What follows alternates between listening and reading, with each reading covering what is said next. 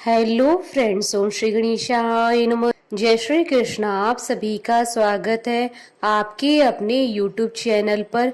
Friends, आज हम आपको इस वीडियो में बताने जा रहे हैं ज्येष्ठ पूर्णिमा का शुभ मुहूर्त, पूजा विधि, पौराणिक व्रत कथा, महत्व, ज्येष्ठ पूर्णिमा के दिन धन लाभ और सुख समृद्धि के लिए किए जाने वाले उपायों के बारे में। फ्रेंड्स, वीडियो शुरू करने से पहले आपसे रिक्वेस्ट है, अगर आप हमारे चैनल पर नए हैं और आपने अभी तक चैनल को सब्सक्राइब नहीं किया है तो प्लीज सब्सक्राइब कीजिएगा चैनल को, साथ ही प्रेस कीजिएगा बेल आइकन को, जिससे नए वीडियो से रिलेटेड नोटिफिकेशन आपको तुरंत प्राप्त हो सके।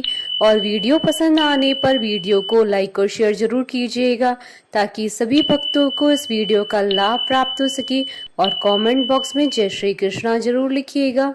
हिंदू धर्म में पूर्णिमा तिथि का विशेष महत्व माना जाता है। प्रत्येक माह में जब शुक्ल पक्ष में चंद्रमा बढ़ते हुए पूर्ण कलाओं में आ जाता है तो पूर्णिमा होती है। शुक्ल पक्ष की अंतिम तिथि को पूर्णिमा आती है।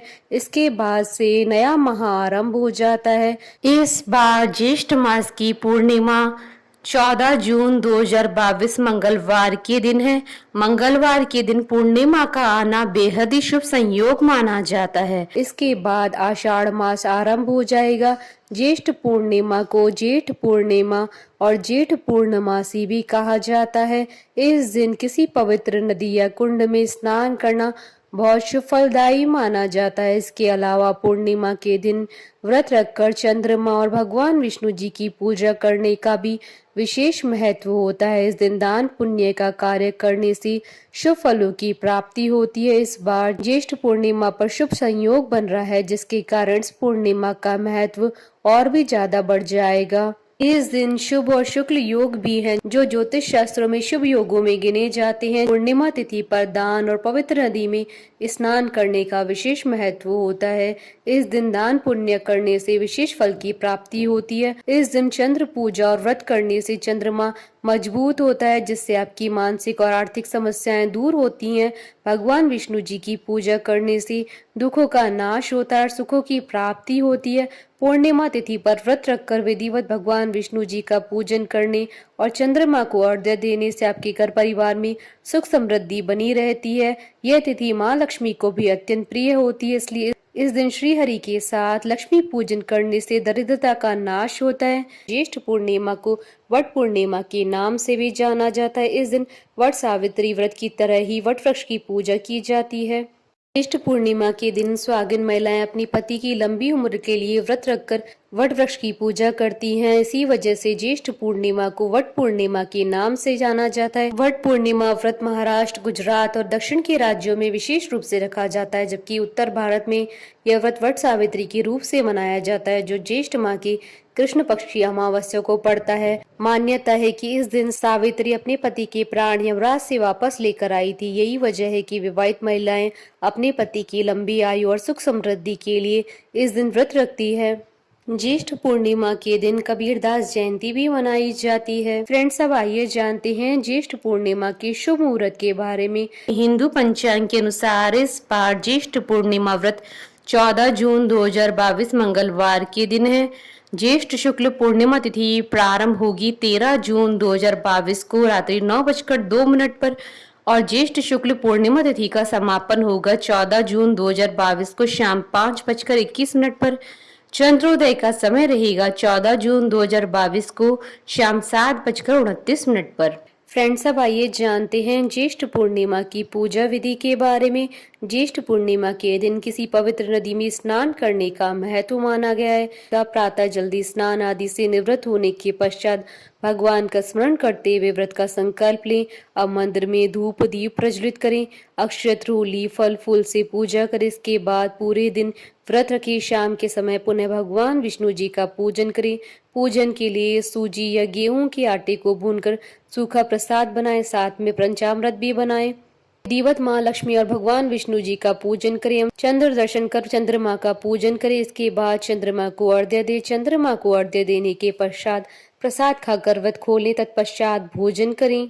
ज्येष्ठ पूर्णिमा के दिन सुहागिन स्त्रियों को वट वृक्ष की पूजा और ज्येष्ठ पूर्णिमा व्रत कथा सुनना या कहना कल्याणकारी होता है। आज के दिन एक बांस की टोकरी में 7 प्रकार के अनाज को कपड़े से ढककर रखना चाहिए। दूसरी टोकरी में माँ सावित्री की प्रतिमा रखी जाती है।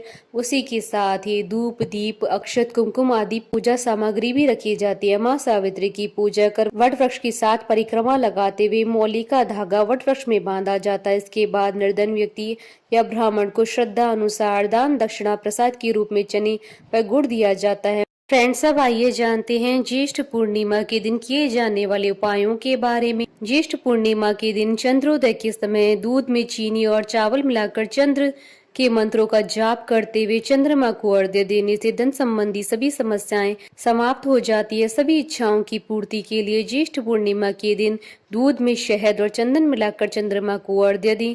ज्येष्ठ पूर्णिमा के दिन 11 कौड़ियां माता लक्ष्मी को चढ़ाएं और उन पर हल्दी का तिलक करके दूसरे दिन अपनी तिजोरी में रख लें। मान्यता है कि इस उपाय से कभी भी आर्थिक समस्या का सामना नहीं करना पड़ता है।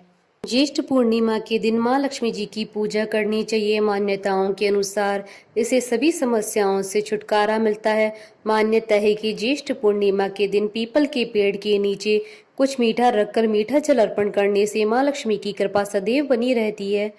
फ्रेंड्स, अब आइए प्रारंभ करें ज्येष्ठ पूर्णिमा की व्रत कथा। देवी पार्वती जी ने कहा, हे देवताओं के भी देवता, जगत के पति शंकर भगवान, प्रभास क्षेत्र में स्थित ब्रह्मा जी की प्रिया जो सावित्री देवी है, उनका चरित्र आप मुझसे कहिए, जो उनके व्रत का महात्म हो और उनके संबंध का इतिहास हो, एवं जो स्त्रियों के पतिव्रत्य को देने वाला, सौभाग्यदायक और महान उदय करने वाला हो। तब शंकर भगवान ने कहा, हे महादेवी, प्रभास क्षेत्र में स्थित सावित्री के असाधारण चरित्र को मैं तुमसे कहता हूँ। हे माहेश्वरी, सावित्री स्थल नामक स्थान में राजकन्या सावित्री ने जिस प्रकार से उत्तम वट सावित्री व्रत का पालन किया। भद्र देश में एक धर्मात्मा राजा रहता था जो सभी प्राणियों के हित में तत्पर रहता था। उसका नाम अशुपति था।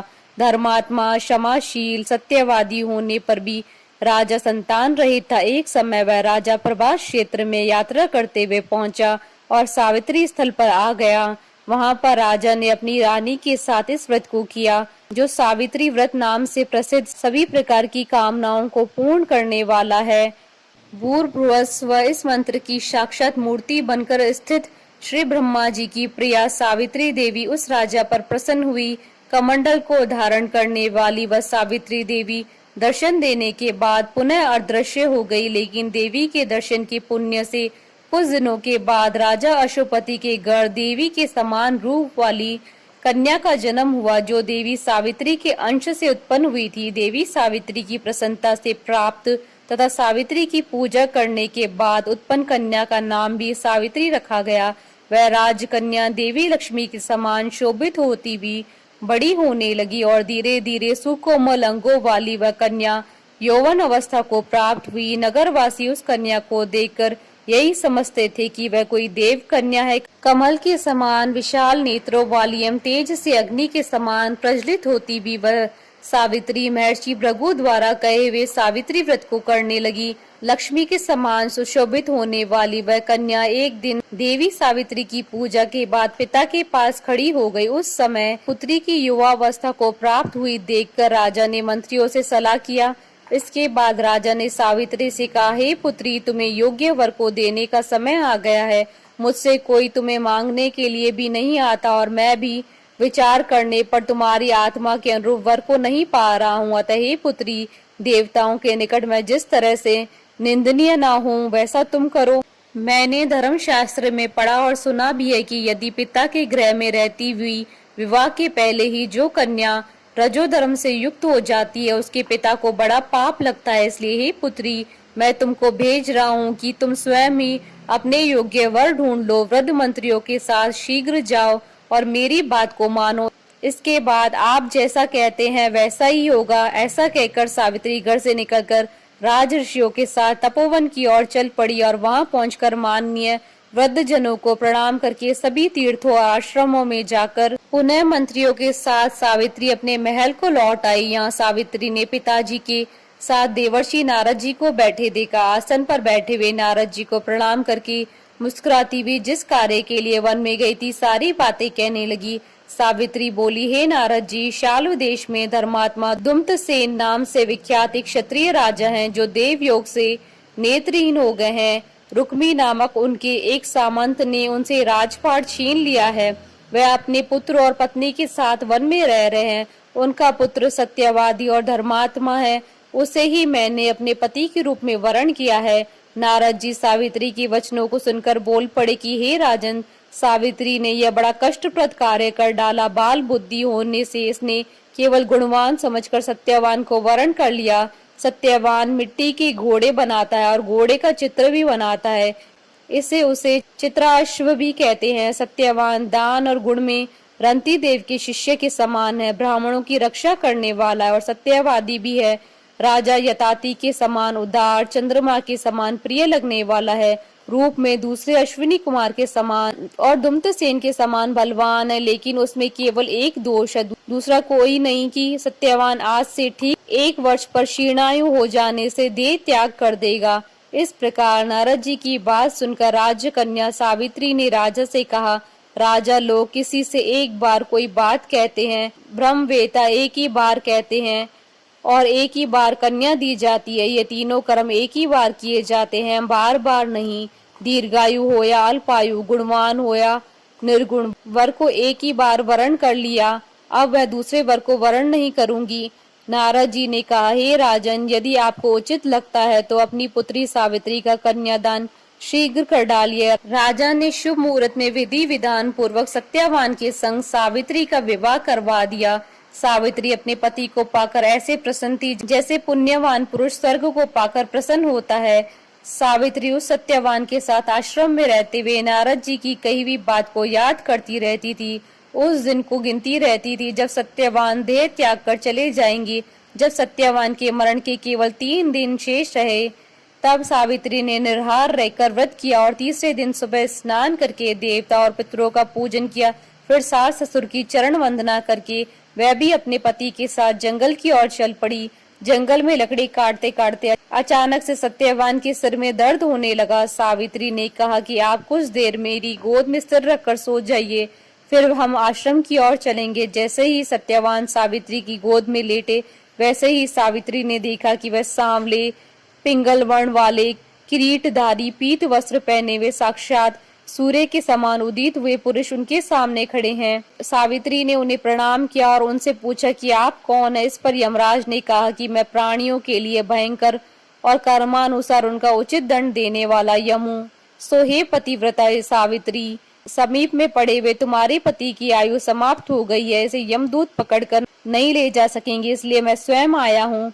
ऐसा कहकर फांस के लिए हुए यमराज ने सत्यवान के शरीर से अंगुष्ठ मात्र शरीर वाले जीवात्मा को बलपूर्वक निकाल लिया। इसके बाद यमपुरी की ओर चलना शुरू किया। सावित्री भी यम के पीछे पीछे चलने लगी। यमराज ने सावित्री से कहा कि कोई भी जीव बिना आयु समाप्त हुए यम मार्ग से नहीं जा सकता। सावित्री ने यमराज से कहा कि आप जैसे सज्जन पुरुष के साथ मैं चल रही हूँ, मेरे पति आपके साथ हैं, तो मुझे आपके साथ चलने में कोई शर्म और गिलानी नहीं हो रही है। दूसरी बात, स्त्रियों के लिए इस पृथ्वी पर लोक में पति को छोड़कर कोई अन्य स्थान नहीं है, इसलिए मैं आपका अनुगमन कर रही हूँ। सावित्री की मधुर बातें सुनकर यम ने कहा कि मैं तुम्हारी बातों से प्रसन्न हूँ, इसलिए जो इच्छा हो वर मांग लो। सावित्री ने तब यमराज से अपना खोया हुआ राज्य, सास ससुर की आंखों की रोशनी और 100 पुत्रों का वरदान मांग लिया। अपने वरदान के जाल में फंसकर यमराज ने सत्यवान की आत्मा को मुक्त कर दिया और सावित्री को लौटा दिया। सावित्री पति के साथ अपने आश्रम लौट आई। सावित्री ने सावित्री देवी का व्रत किया, जिसके प्रभाव से उसके सास ससुर की आंखों की रोशनी लौट आई। इनका राज्य भी मिल गया, 100 पुत्र हुए। इस प्रकार सावित्री सत्यवान चिरकाल तक राज्य सुख भोगते रहे। अतः पतिव्रता सावित्री के अनुरूप ही प्रथम अपने सास ससुर का उचित पूजन करने के साथ ही अन्य विधियों को प्रारंभ करें। इस कथा को सुनने से उपासक के वैवाहिक जीवन या जीवन साथी की आयु पर कोई भी संकट नहीं आता है और उसे अखंड सौभाग्य की प्राप्ति होती है। बोलिए माता सावित्री की जय, भगवान विष्णु की जय, सनातन धर्म की जय। हमारे साथ इस वीडियो में अंत तक बने रहने के लिए आपका धन्यवाद। ओम श्री गणेशाय नमः। जय श्री कृष्ण।